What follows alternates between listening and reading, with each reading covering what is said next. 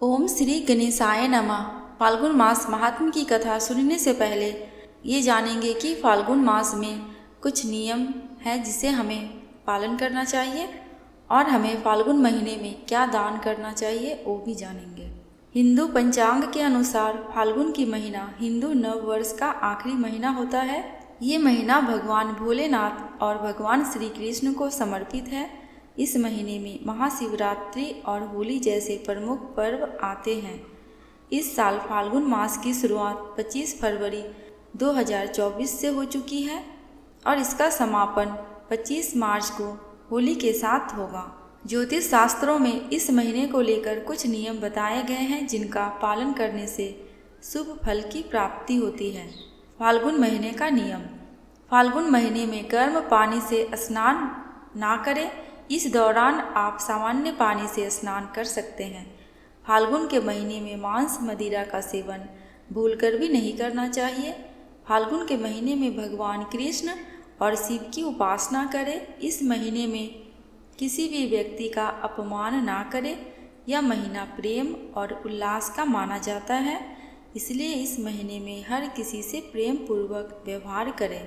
फाल्गुन महीने में इन चीज़ों का करें दान। फाल्गुन के महीने में घी का दान करना चाहिए। ऐसा करने से साधक के जीवन में सफलता आती है। इस दौरान आप रंग गुलाल का भी दान कर सकते हैं। फाल्गुन के महीने में बंसी का दान करना चाहिए।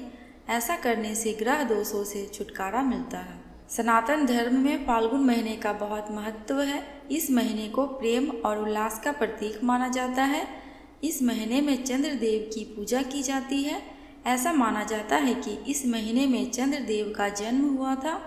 यदि आपकी कुंडली में चंद्र दोष हो तो इस महीने में चंद्रदेव की पूजा से आपको लाभ अवश्य ही मिलेगा। इस महीने में रंगों का त्यौहार होली भी मनाया जाता है। इस दौरान लोग सारे गिले शिकवे भूलकर सबको प्यार का रंग लगाते हैं। महाशिवरात्रि के पड़ने के कारण इस महीने का शिव जी की पूजा के लिए उत्तम माना गया है।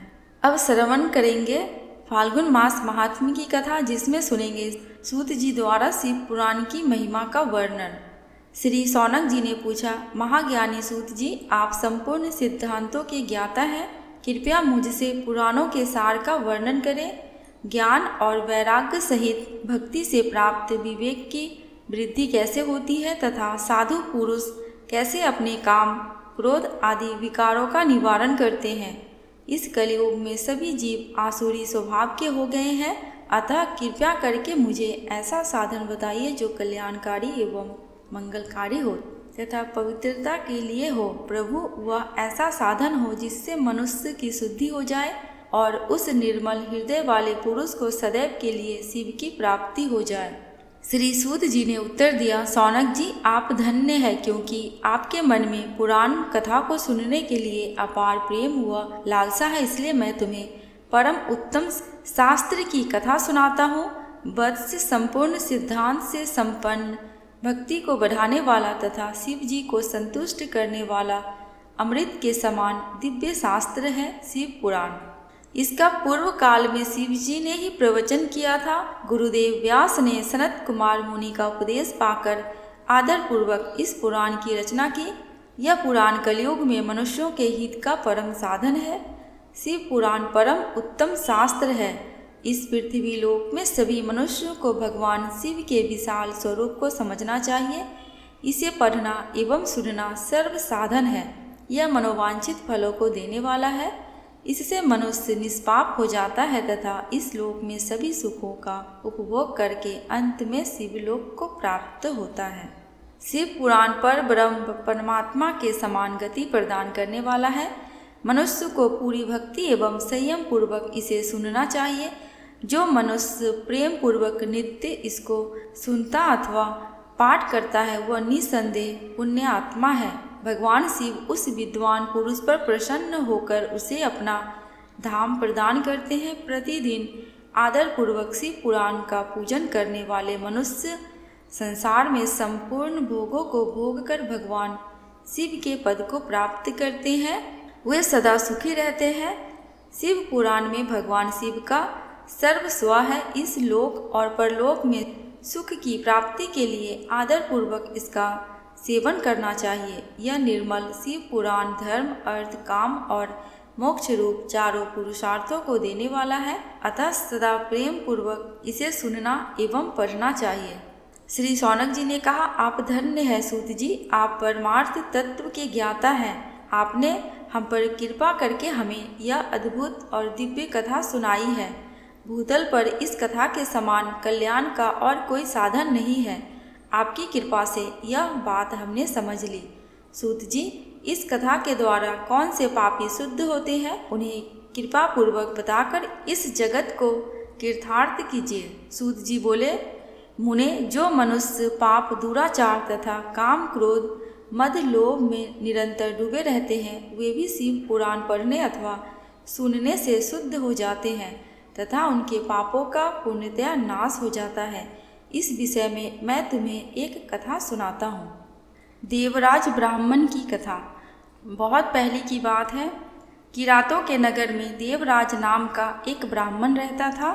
वह ज्ञान में दुर्लभ, गरीब, रस बेचने वाला तथा वैदिक धर्म से विमुख था। वह स्नान संध्या नहीं करता था तथा उसमें वैश्य वृत्ति बढ़ती ही जा रही थी। वह भक्तों को ठगता था।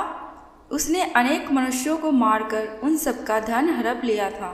उस पापी ने थोड़ा सा भी धन धर्म के कामों में नहीं लगाया था। वह वैश्यागामी तथा आचार भ्रष्ट था। एक दिन वह घूमता हुआ दैव योग से प्रतिष्ठानपुर जा पहुंचा। वहां उसने एक शिवालय देखा जहां बहुत से साधु महात्मा एकत्र हुए थे। देवराज वहीं ठहर गया। वहां रात में उसे ज्वर आ गया और उसे बड़ी पीड़ा होने लगी।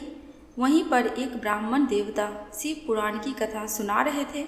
ज्वर में पड़ा देवराज भी ब्राह्मण के मुख से शिव कथा को निरंतर सुनता रहता था। एक मास बाद देवराज ज्वर से पीड़ित अवस्था में चल बसा। यमराज के दूत उसे बांधकर यमपुरी ले गए। तभी वहाँ शिवलोक से भगवान शिव के पार्षदगण आ गए। वे कर्पूर के समान उज्ज्वल थे। उनके हाथ में त्रिशूल, संपूर्ण शरीर पर भस्म और गले में रुद्राक्ष की माला उनके शरीर की शोभा बढ़ा रही थी। उन्होंने यमराज के दूतों को मार पीट कर देवराज को यमदूतों के चंगुल से छुड़ा लिया और वे उसे अपने अद्भुत विमान पर बिठाकर जब कैलाश पर्वत पर ले जाने लगे तो यमपुरी में कोलाहल मच गया, जिसे सुनकर यमराज अपने भवन से बाहर आए। साक्षात रुद्रों के समान प्रतीत होने वाले इन दूतों का धर्मराज ने विधिपूर्वक पूजन कर ज्ञान दृष्टि से सारा मामला जान लिया। उन्होंने भय के कारण भगवान शिव के दूतों से कोई बात नहीं पूछी। तत्पश्चात शिवदूत देवराज को लेकर कैलाश चले गए और वहां पहुंचकर उन्होंने ब्राह्मण को करुणा अवतार भगवान शिव के हाथों में सौंप दिया। शौनक जी ने कहा, महाभाग सूत जी, आप सर्वज्ञ हैं। आपके कृपा प्रसाद से मैं कृतार्थ हुआ। इस इतिहास को सुनकर मेरा मन आनंदित हो गया। अतः भगवान शिव में प्रेम बढ़ाने वाली दूसरी कथा भी कहिए। विदुंग ब्राह्मण की कथा।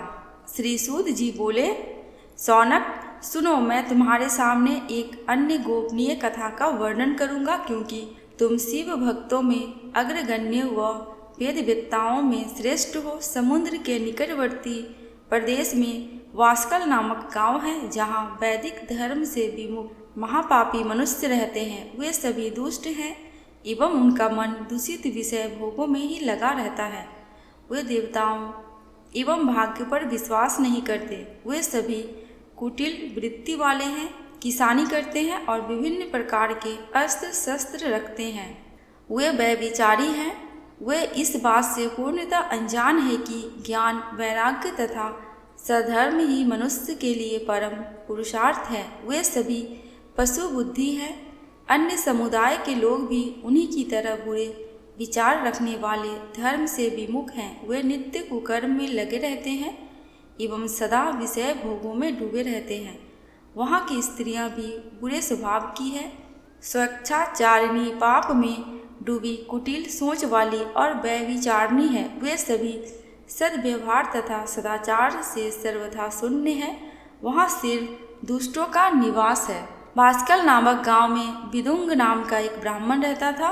वह अधर्मी, दुरात्मा एवं महापापी था। उसकी स्त्री बहुत सुंदर थी, उसका नाम चंचूला था। वह सदा उत्तम धर्म का पालन करती थी, परंतु विदुंग वैश्यागामी था। इस तरह कुकर्म करते हुए बहुत समय व्यतीत हो गया। उसकी स्त्री काम से पीड़ित होने पर भी स्वधर्म नाश के भय से क्लेश सहकर भी काफ़ी समय तक धर्म भ्रष्ट नहीं हुई, परंतु आगे चलकर वह भी अपने दुराचारी पति के आचरण से प्रभावित होकर दुराचारिणी और अपने धर्म से विमुख हो गई। इस तरह दुराचार में डूबे हुए उन पति पत्नी का बहुत सा समय व्यर्थ बीत गया। वैश्यागामी दूषित बुद्धि वाला वह दुष्ट ब्राह्मण विदुंग समय अनुसार मृत्यु को प्राप्त हो गए नरक में चला गया, परंतु बहुत दिनों तक नरक के दुखों को भोग कर वह मूढ़ बुद्धि पापी विंध्य पर्वत पर भयंकर पिशाच हुआ। इधर उस दुराचारी विदुंग के मर जाने पर वह चंचूला नामक स्त्री बहुत समय तक पुत्रों के साथ अपने घर में रहती थी। पति की मृत्यु के बाद वह भी अपने धर्म से गिरकर पर पुरुषों का संग करने लगी थी। सतियां विपत्ति में भी अपने धर्म का पालन करना नहीं छोड़ती। यही तो तप है। तप कठिन तो होता है, लेकिन इसका फल मीठा होता है। विषय यह सत्य को नहीं जानता, इसलिए वह विषयों के इस फल का स्वाद लेते हुए भोग करता है। एक दिन दैव योग से किसी पुण्य पर्व के आने पर वह अपने भाई बंधुओं के साथ गोकर्ण क्षेत्र में गई। उसने तीर्थ के जल में स्नान किया एवं बंधुजनों के साथ यत्र तत्र घूमने लगी। घूमते घूमते वह एक देव मंदिर में गई। वहाँ उसने एक ब्राह्मण के मुख से भगवान शिव की परम पवित्र एवं मंगलकारी कथा सुनी। कथावाचक ब्राह्मण कह रहे थे कि जो स्त्रियां बेविचार रहती हैं, वे मरने के बाद जब यमलोक जाती है तब यमराज के दूत उन्हें तरह तरह से यातना देते हैं। वे उसके कामांगों को तप्त लौह दंडों से दागते हैं। ये सारे दंड इतनी वेदना देने वाले होते हैं कि जीव पुकार पुकार कर कहता है कि अब वह ऐसा नहीं करेगा, लेकिन यमदूत उसे छोड़ते नहीं। कर्मों का फल तो सभी को भोगना पड़ता है। देव ऋषि मनुष्य सभी इससे बंधे हुए हैं। ब्राह्मण के मुख से यह वैराग्य बढ़ाने वाली कथा सुनकर चंचूला भय से व्याकुल हो गई। कथा समाप्त होने पर सभी लोग वहाँ से चले गए तथा कथा वाचने वाले ब्राह्मण देवता से चंचूला ने कहा, हे ब्राह्मण, धर्म को ना जानने के कारण मेरे द्वारा बहुत बड़ा दुराचार हुआ है। स्वामी, मेरे ऊपर कृपा कर मेरा उद्धार कीजिए। आपके प्रवचन को सुनकर मुझे इस संसार से वैराग्य हो गया है। मुझ मूढ़ चित्त वाली पापनी को धिक्कार है। मैं निंदा के योग्य हूँ। मैं बुरे विषयों में फंसकर अपने धर्म से विमुख हो गई थी। कौन मुझ जैसी कुमार्ग में मन लगाने वाली पापनी का साथ देगा? जब यमदूत मेरे गले में फंदा डालकर मुझे बांध कर ले जाएंगे और नरक में मेरे शरीर के टुकड़े करेंगे, तब मैं कैसे उन महायातनाओं को सहन कर पाऊंगी? मैं सब प्रकार से नष्ट हो गई हूँ, क्योंकि अभी तक मैं हर तरह से पाप में डूबी रही। हे ब्राह्मण, आप मेरे गुरु हैं, आप ही मेरे माता पिता हैं। मैं आपकी शरण में आई हूँ। मुझ अबला का अब आप ही उद्धार कीजिए। सूत जी कहते हैं, सौनक इस प्रकार विलाप करती हुई चंचूला ब्राह्मण देवता के चरणों में गिर पड़ी। तब ब्राह्मण ने उसे कृपापूर्वक उठाया और इस प्रकार कहा। ब्राह्मण बोले, नारी, तुम सौभाग्यशाली हो जो भगवान शंकर की कृपा से तुमने वैराग्यपूर्ण शिव पुराण की कथा सुनकर समय से अपनी गलती का एहसास कर लिया। तुम डरो मत और भगवान शिव की शरण में जाओ। उनकी परम कृपा से तुम्हारे सभी पाप नष्ट हो जाएंगे। मैं तुम्हें भगवान शिव की कथा सहित वह मार्ग बताऊंगा जिसके द्वारा तुम्हें सुख देने वाली उत्तम गति प्राप्त होगी। शिव कथा सुनने से तुम्हारी बुद्धि शुद्ध हो गई है और तुम्हें पश्चाताप हुआ है तथा मन में वैराग्य उत्पन्न हुआ है। पश्चाताप ही पाप करने वाले पापियों के लिए सबसे बड़ा प्रायश्चित है। पश्चाताप ही पापों का शोधक है। इससे ही पापों की शुद्धि होती है।